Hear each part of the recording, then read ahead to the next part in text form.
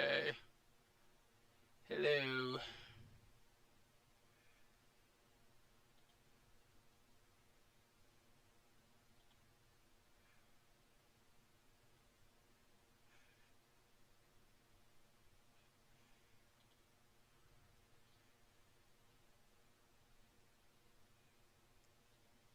Okay, so this is Holland Timmons. I am talking about the Whidbeyverse, I guess. Actually, this is a test stream. I am on Restream. I'm going to see if I can.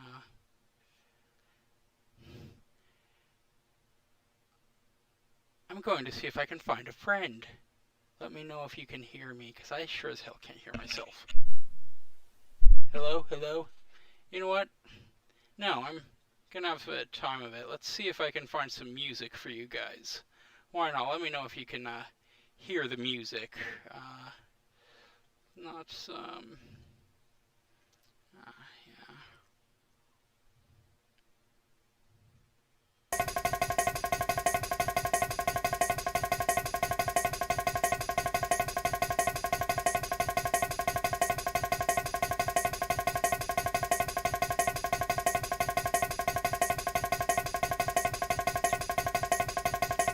No, screw it. Let's get some opera in here, huh?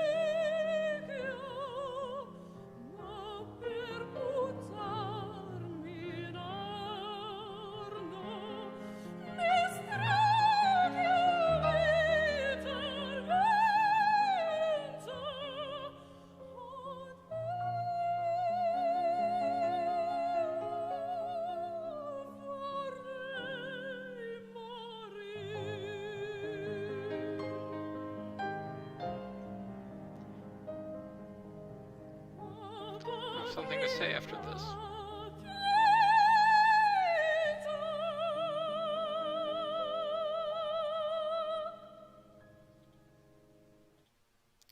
I'd like to think that plays as the squid attacks the submarine in a raging sea storm.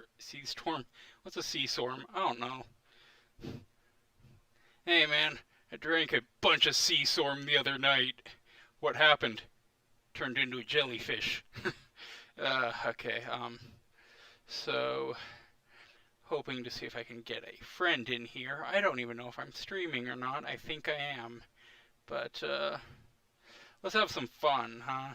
Let's have some fun.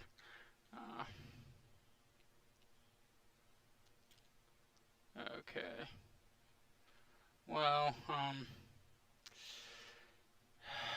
okay. So,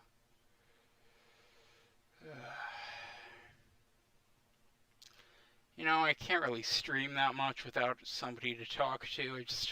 I'm better with somebody to talk to or an audience or something. So, going to see if I can get a friend in here. Just a second. Okay.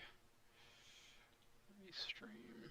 I am on Restreams. Let's see if there's any way to get a friend.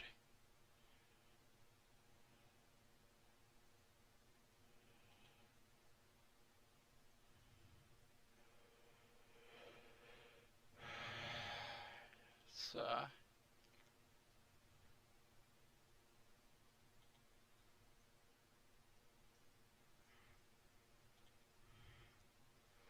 you know what? Yeah, why not? Let's download the chat program. See what kind of abuse you're hurling my way. Well-deserved abuse, I bet.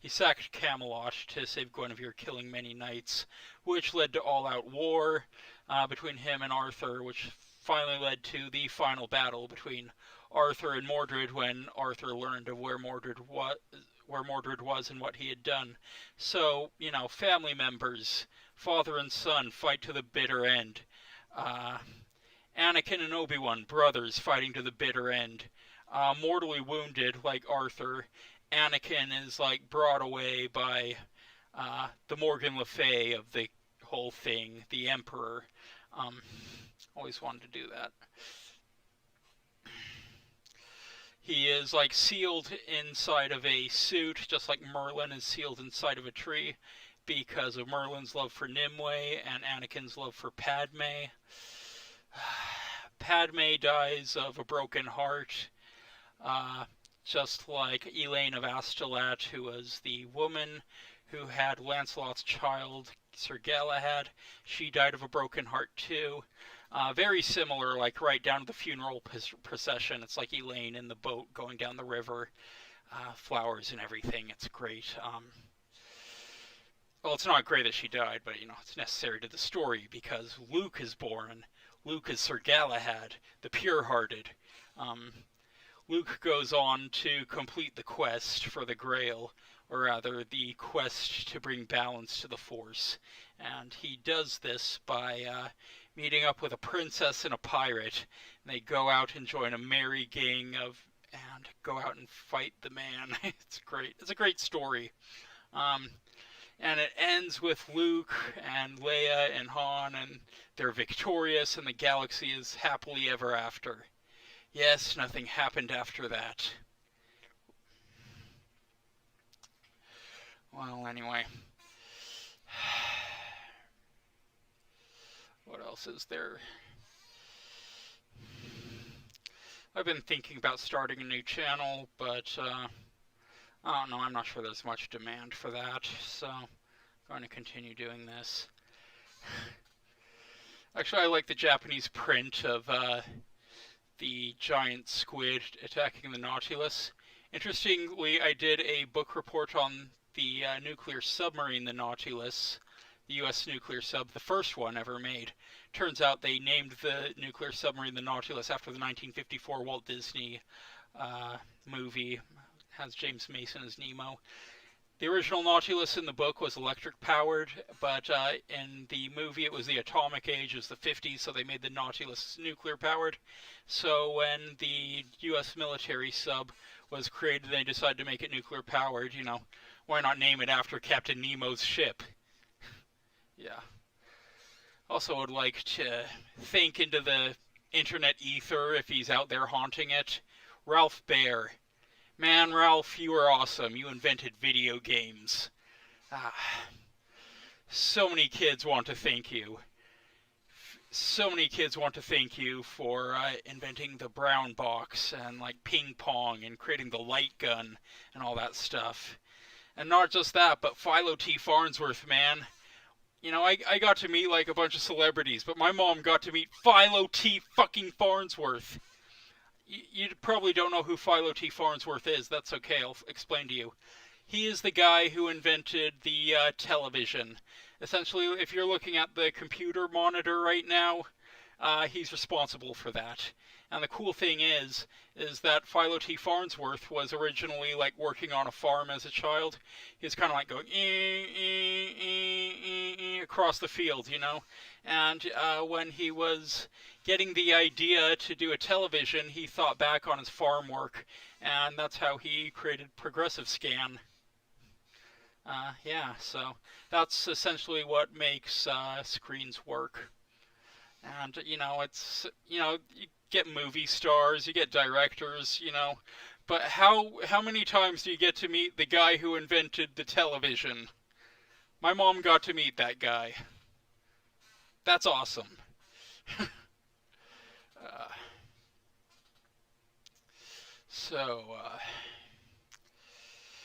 I just finished the League of Extraordinary Gentlemen comics. It's actually pretty good. I really like the last one, The Tempest. The Tempest is a celebration of comics, and I like that. You look at the League of Extraordinary Gentlemen movie. If you like it, good for you. I really didn't like it, and I especially hated it after I read the comics. I jumped into the comics in 2007. I quite liked them. Actually, after I'd burnt out of reading on high school, the comics got me back into reading the classics. And I spent like about 13, 14 years reading this comic, waiting for it to be completed. And I finished The Tempest about yesterday, 2 days ago, something like that. And cool thing is it's a celebration of comics and what only comics can do. And that's awesome. I would highly recommend that series. All of it's pretty awesome. I just think the Black Dossier, while it's necessary reading, unfortunately, it's the flow of the book is broken up quite repeatedly. Just like lots of pages of text, which is all necessary, of course.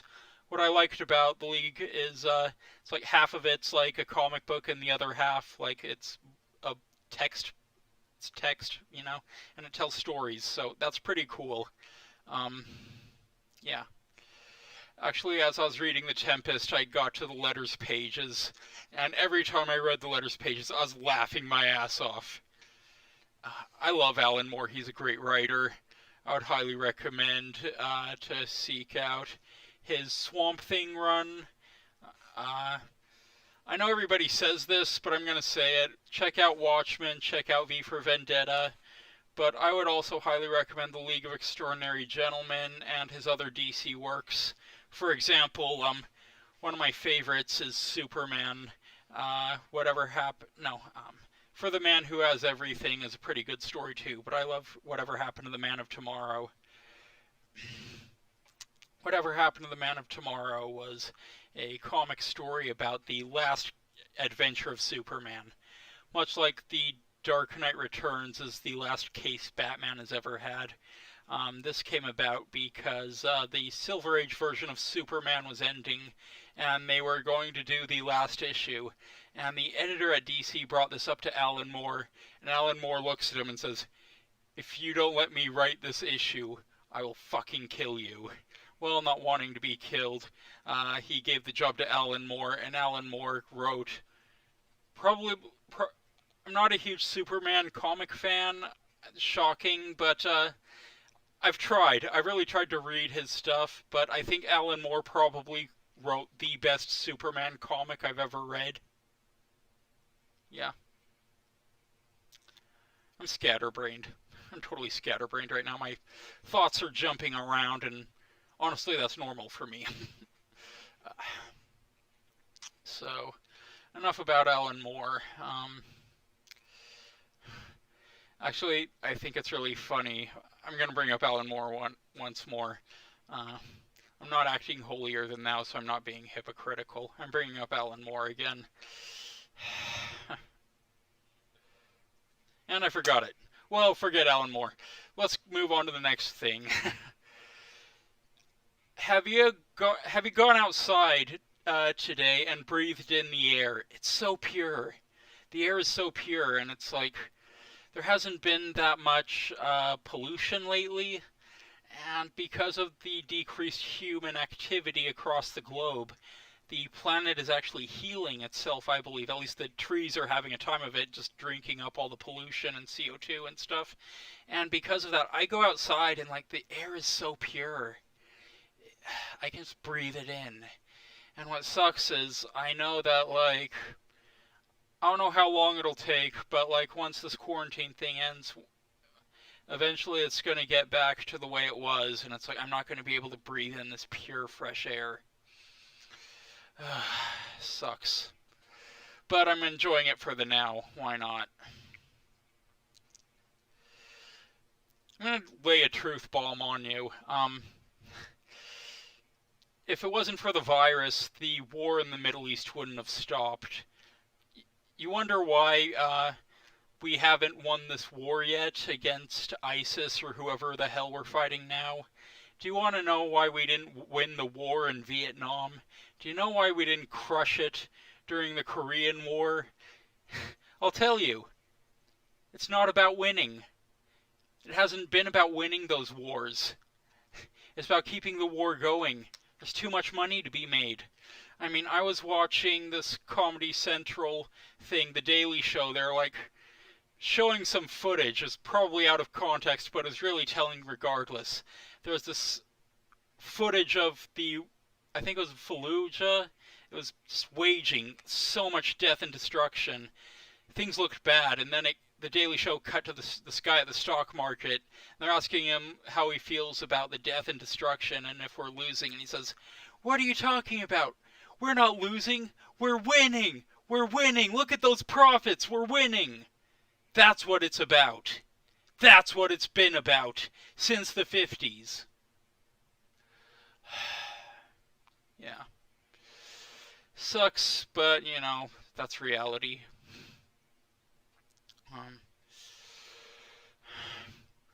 It's funny, I'm like in this college town.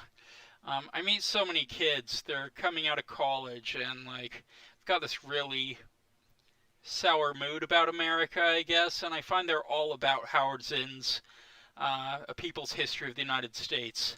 I remember reading A People's History of the United States in high school. I spent like all my time in middle school in the library just reading history books and other things. I was given Howard Zinn's history book in high school. I was reading through it and I'm like, this guy's full of shit. So then like I forget the book. Years later, like these kids are talking about Howard Zinn's A People's History of the United States. I'm looking it up and it's like, oh yeah, that book. It's total communist propaganda designed to make you hate America. But that's not what my issue with it.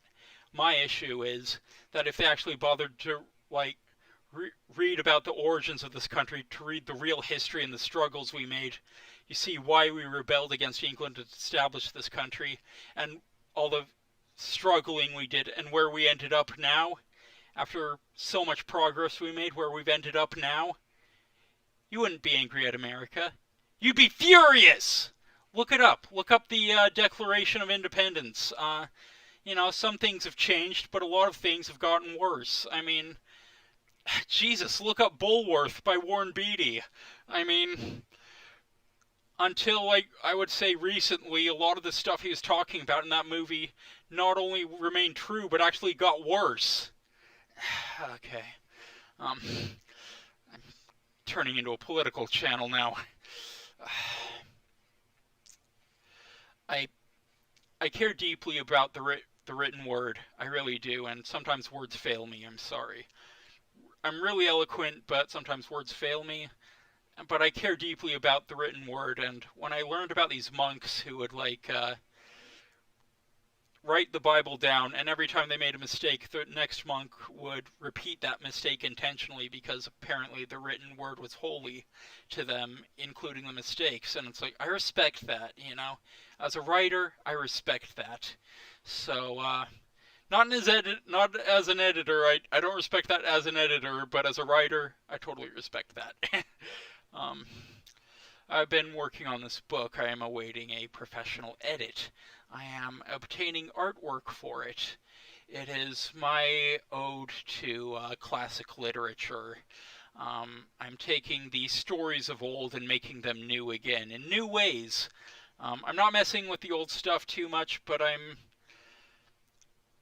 reshaping it. Not reshaping it as in like reimagining it. No, it's faithful. It's faithful. It's my version told faithfully, but like there's more surrounding it. There's more surrounding it. There's going to be artwork. There's going to be chapter titles. It's not going to be written in Old English, but there's kind of a blend of some old-time phrases, but mainly it's modern vernacular. It's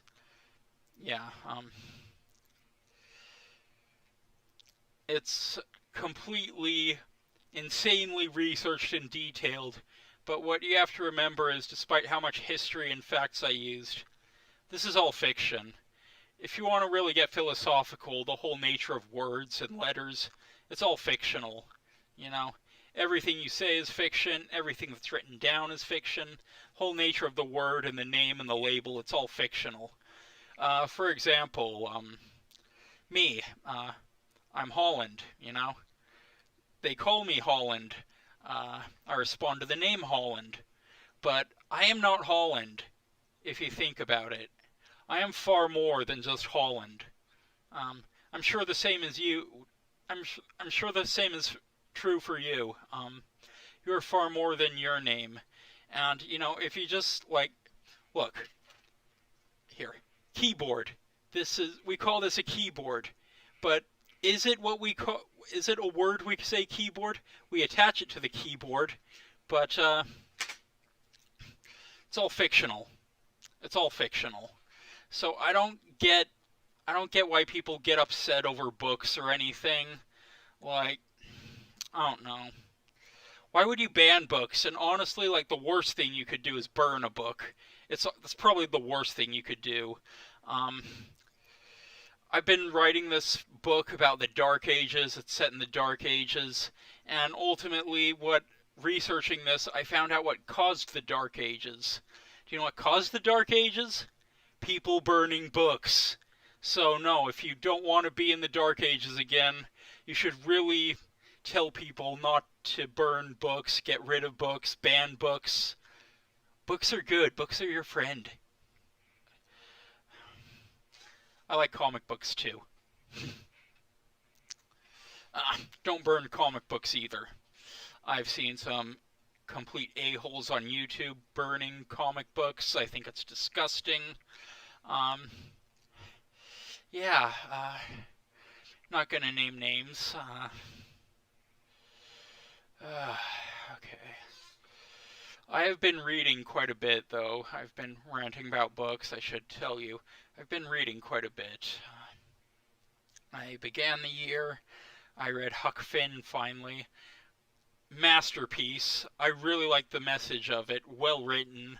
Classic. I can totally see why it's a classic.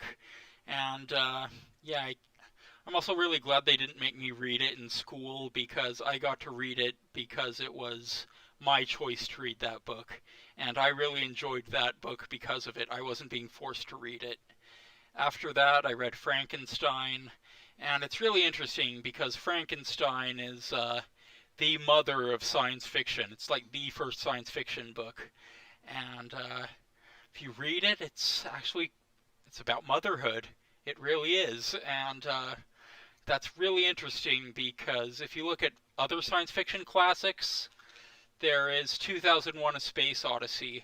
And if you look at the film, if you really look at the movie and analyze it on a visual basis and think about it, it's about sex. It's blatantly about sex. Same thing with Star Trek: The Motion Picture. I see, the Starship Enterprise, going through some rather curiously shaped objects in space. Let's just say that. So yeah, there's a lot of science fiction about sex. So yeah. Why not sex? Sex sells. After that, I read Tom Sawyer because it was finally available from the library. And so I picked it up. I read Tom Sawyer.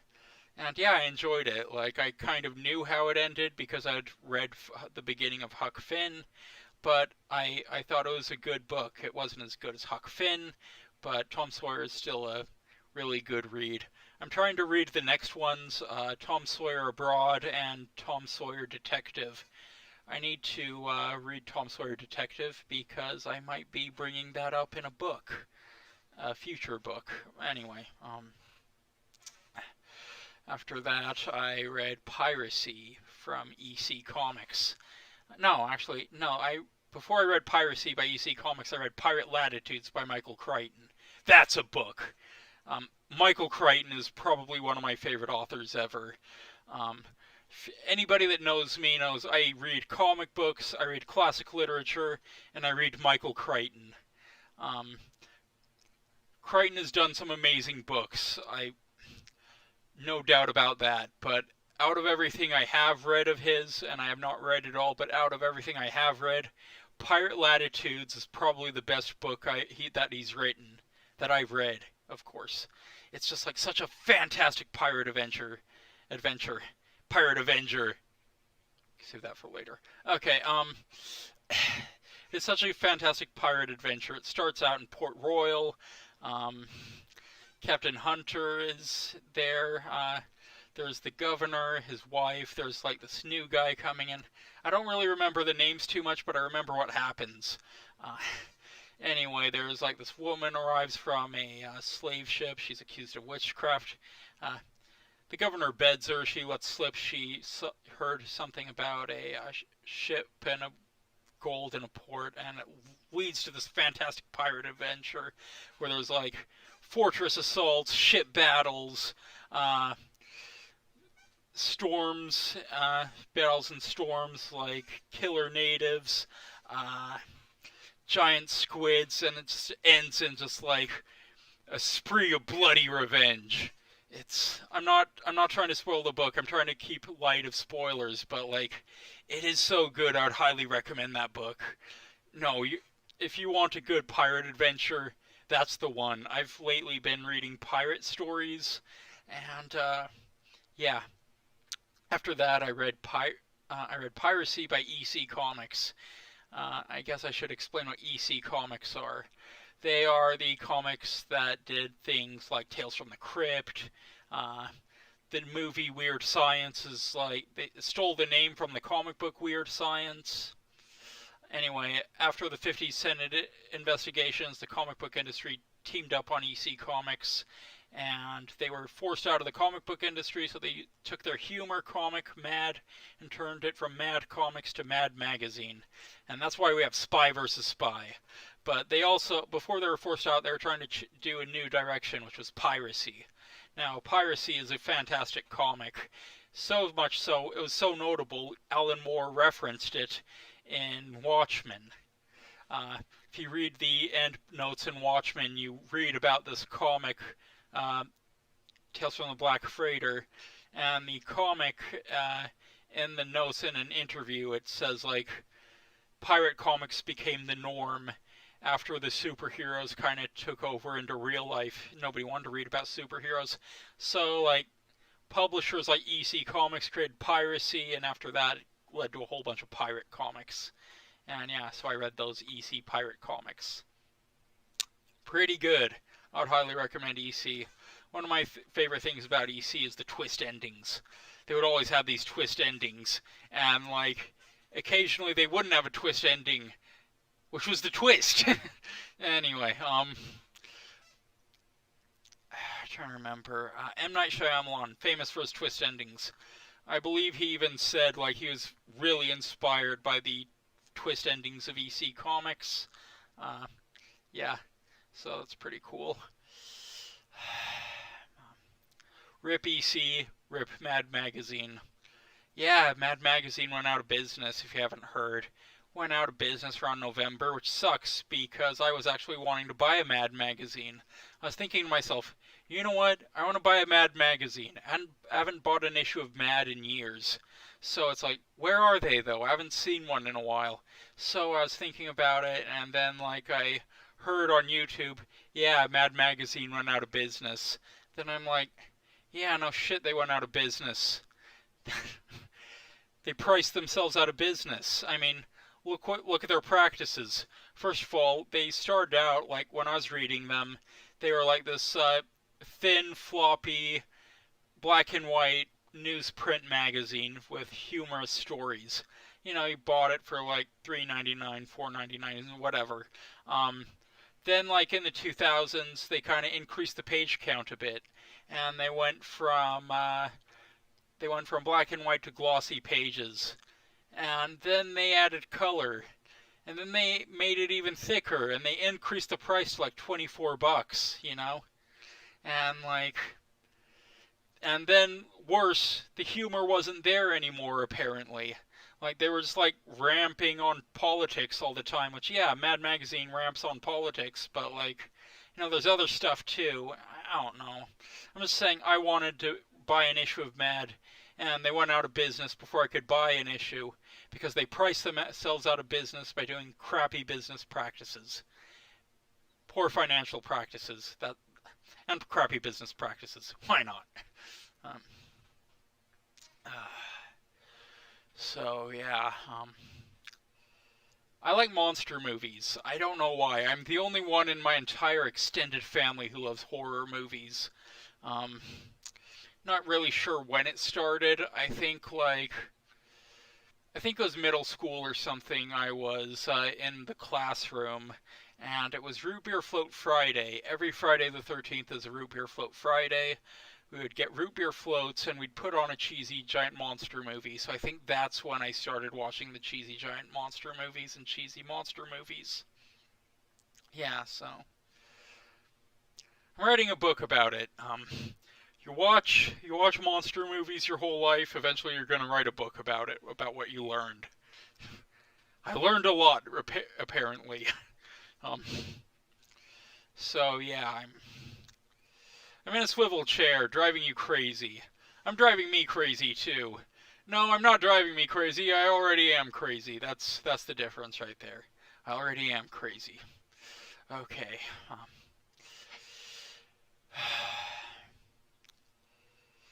So yeah, monster movies.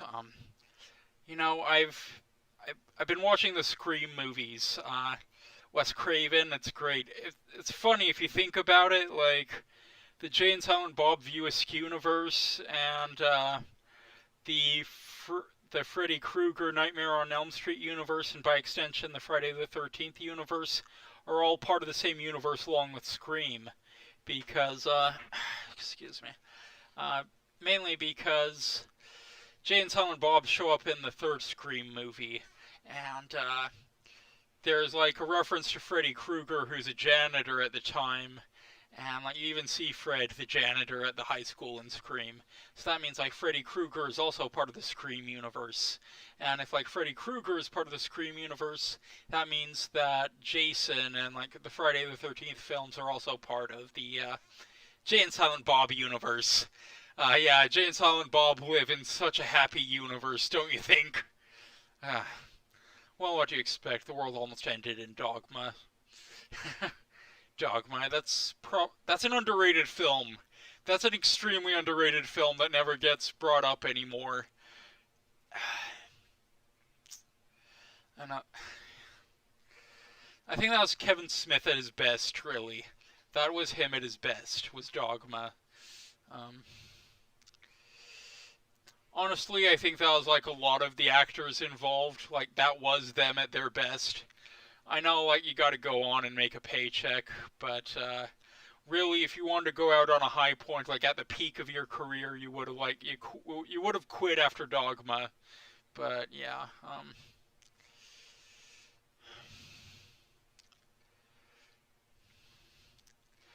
oh yeah, reading. Us getting back to reading. See, my thoughts are all over the place.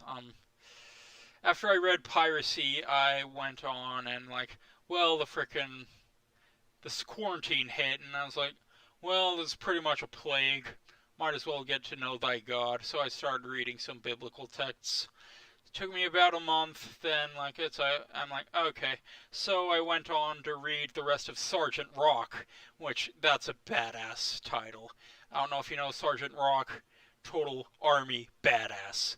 Not really a superhero. Part of the DC universe, of course, full of superheroes. He's met superheroes later on, but Sergeant Rock, pure American hero, pure American badass. Um, can't teach a hammer to love nails, and he can't teach a rock either. Anyway, I can't teach a hammer to love nails, can't teach a rock to love Nazis. Yeah, that's better. Okay, after I finished Sergeant Rock, I got to the last page in the collection I had, and like, I really hate to say it, but sometimes I'm somebody that appreciates fine art and a fine told story, so when I got to the last page, the sentiment hit me, I understood what they were doing, and I kind of teared up a bit. I think like it takes a true connoisseur to appreciate art on that level, and it affected me, honestly. And I will go into why later after I'm done with my reading list, but Sergeant Rock is some really good comics. So if you want like good military war comics, go with Sergeant Rock, Punisher, The Platoon, Punisher, Bourne, Two-Fisted Tales from EC Comics, and Frontline Combat from EC Comics. Those are great military adventure comics. Can't go wrong with those.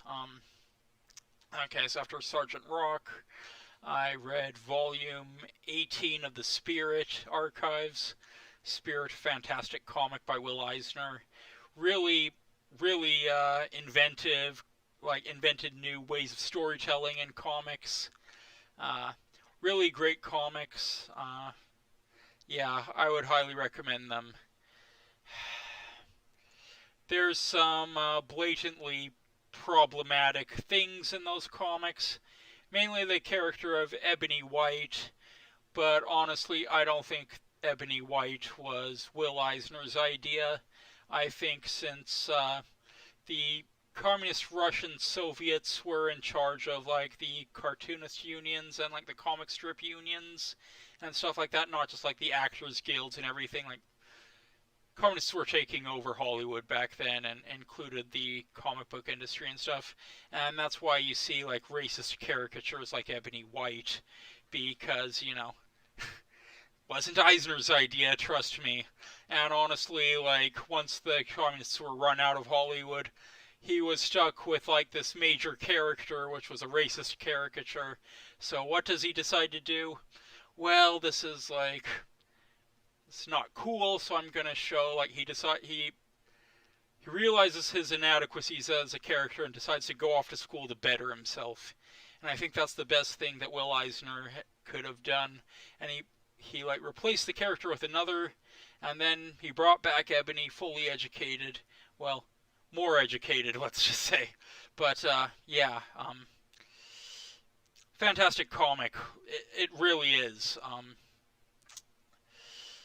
I know I'm just talking about the problematic element. I'm just addressing it. But other than that, like the comics are really good. Really, really good. If you want to read good comics, like, yeah, check out The Spirit, check out Sergeant Rock, Carl Barks, Donald Duck, and Uncle Scrooge comics. I mean, let's talk about literature. A lot of people are saying like, I want to be like the next J.K. Rowling, or I want to be the next, Stephen King, or whatever popular author. It's like, no, you don't want to be those authors. You want to be Carl Barks. You want to be the king. Carl Barks is the king. He is the best-selling author of the 20th century. He sold more books than anyone of the 20th century. And I'm not sure the numbers right now, but I would say he's on track to sell more than anybody else this century. Yeah. So, I like Carl Barks. I like his Donald Duck and Uncle Scrooge stories. I really do. They're very inventive, very clever. I tell you, as a writer, I have various steps to like get inspiration or an answer to a question I have in a storytelling problem. And at my absolute last my absolute last step in the process is to consult Carl Barks comics.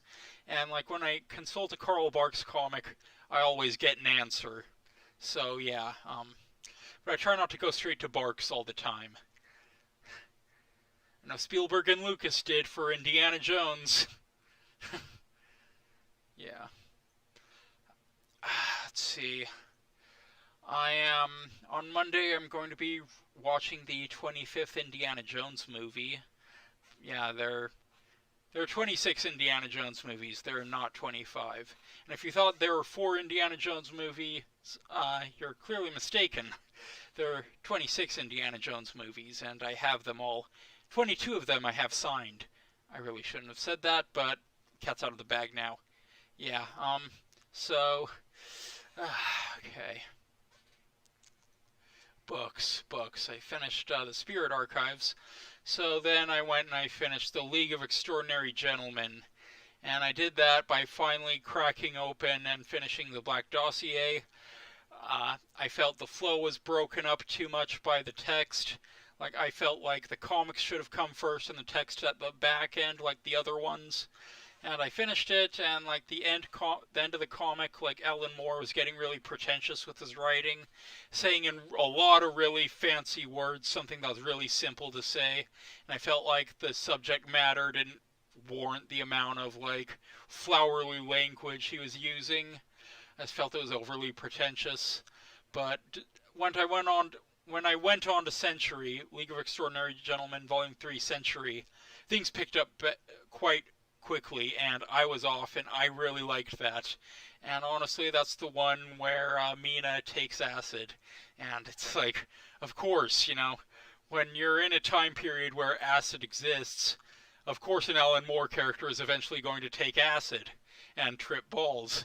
And if it's not in a time where acid didn't exist, Alan Moore will find something else for the character to take to trip balls on.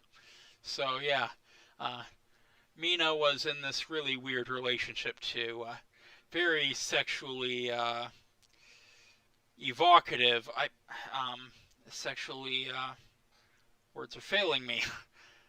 It's that kind of relationship. And the thing is that it's a totally appropriate relationship for a character like Mina. Because if you know anything about Bram Stoker's Dracula, is that Bram Stoker's Dracula was a very trashy novel in Victorian era. Now we consider it like the classic of classics. But like back then for Victorian times it was a very scandalous, trashy novel. So like a character like Mina, yeah, that would definitely be appropriate for her to be in that kind of relationship in Century.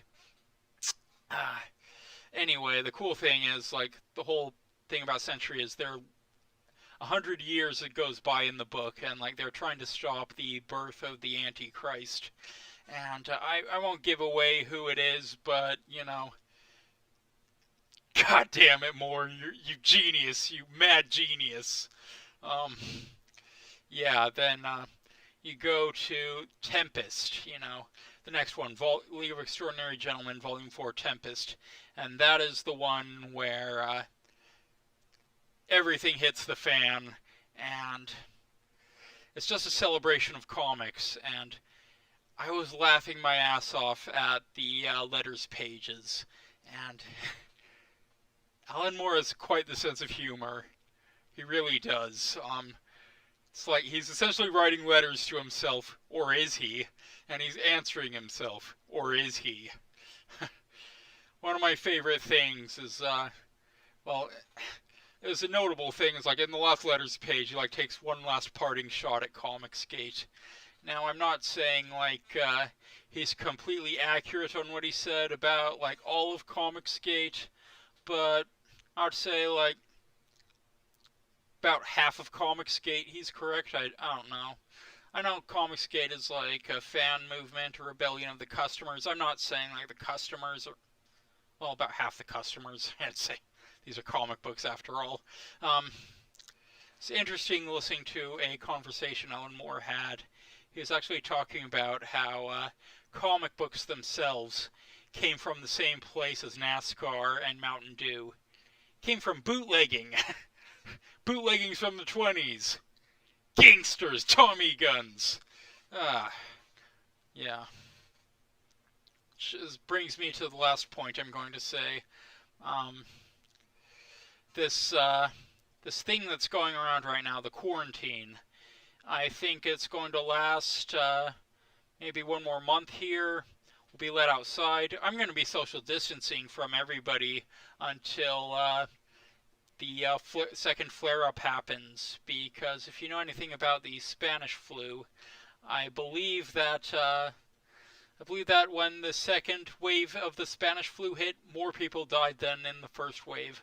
So I'm just going to be keeping my distance from people, even though I will be going places and keeping my distance. That's not what I wanted to say. Saying something. Quarantine. Well, that's good. I will be back. I am going to try and get a friend with me so we can talk a bit more about the actual Whidbeyverse. This was more of a test footage thing. I was trying to see if I could get this working, this whole apparatus working, and I did. You see, here's the thing. People think I'm smart. I know things. I know a lot of facts, a lot of knowledge. I am not smart. I am a freaking idiot. I mean, I'm from the 80s, man. it's like all these computers, the streaming stuff. It's new to me. I just try to keep afloat of new technology all the time, and there's new technology coming out all the time, and I'm trying to learn it and master it, and the streaming thing has been kind of an issue for me for a while. Luckily, I'm figuring this out, and next time I'm going to see if I can bring a friend along, and we are going to talk about the books in the Whidbeyverse, in Whidbeyverse Part 3. Okay. I didn't mean to tease you about the Whidbeyverse, but if anything a good writer knows is to tease the audience. But I'll give you something. First thing we're going to talk about is the first book coming out, which is my my book, Assassin of the Cross. It starts out in the Crusades. It's a historical alternate history retelling. It's quite accurate. I paid insane amount of detail, and then let's just say the Crusades part is just like the beginning of the book. It's just the beginning, and I'm also watching a bunch of B movies and horror movies and writing it down into a book because I know a lot about it. That's going to be coming out too soon afterwards. I'm working on comics, and I will be getting a website up soon. I know, it's like, how can you not have a website? I know. Trust me, I'm getting a website up. Things are getting ready. I'm getting things moving, trust me. Okay, well, going to see.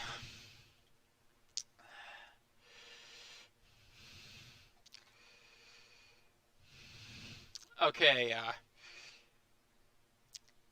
take care, everybody. Stay healthy.